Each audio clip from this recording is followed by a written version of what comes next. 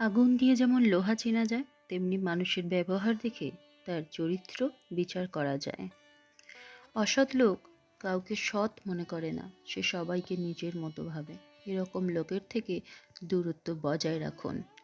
বন্ধু যতই খারাপ হোক, তাকে কখনো ফেলে দিও না। মনে রেখো, জল যতই খারাপ হোক, তা কিন্তু আগুন নেভানোর কাজে লাগে। জীবনকে এক লম্বা যাত্রাপথ মনে করে এগিয়ে যাও। তোমার উদ্দেশ্য ঠিক থাকলে একদিন সঠিক পথের সন্ধান পাবেই। অস্ত্রের আঘাত শুকিয়ে যায়, কিন্তু কথার আঘাত শুকায় না। তাই কাউকে কিছু বলার আগে একটু চিন্তা করে বলুন। মানুষের খারাপ সময় সারা জীবন থাকে না, কিন্তু খারাপ সময়ে যারা খারাপ ব্যবহার করে তাদের সারা জীবন মনে রয়ে যায়। তুমি কতটা শিক্ষিত তা তোমার ডিগ্রি দেখে নয়, তোমার ব্যবহার দেখেই বোঝা যায়। তুমি কতটা সুখী তা তোমার হাসি দেখে নয়, নীরবতা দেখে বোঝা যায়। তুমি কাউকে কতটা ভালোবাসো তা তোমার উপহার দেখে নয়, তার প্রতি তোমার আচরণ দেখেই বোঝা যায়।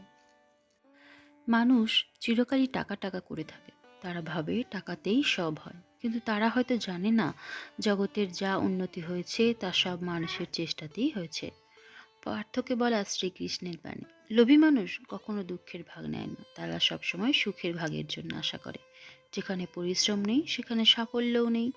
তাদের থেকে দূরে থেকো যারা তোমাকে ছোট মনে করে, যারা তোমাকে মিথ্যা বলে, যারা তোমাকে ব্যবহার করে, যারা তোমাকে অসম্মান করে।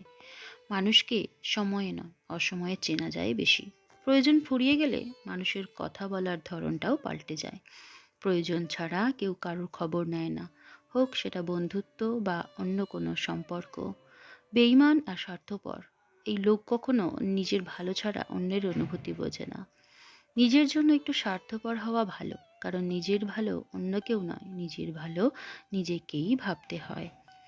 জীবনে দুই ধরনের মানুষের থেকে দূরে থেকো, ব্যস্ত মানুষ ও স্বার্থপর মানুষ। কারণ ব্যস্ত মানুষ নিজের ইচ্ছে মতো কথা বলবে, আর স্বার্থপর মানুষগুলো নিজের দরকারে তোমার সাথে কথা বলবে। তোমার স্বপ্ন আর তোমার মাঝে দাঁড়িয়ে আছে কেবল একটি জিনিস, সেটি হচ্ছে অজুহাত। যে মুহূর্ত থেকে তুমি নিজেকে অজুহাত দেখানো বন্ধ করে কাজ শুরু করবে, সে মুহূর্ত থেকে তোমার স্বপ্ন আর স্বপ্ন থাকবে না, সেটি বাস্তবে রূপ নিতে শুরু করবে।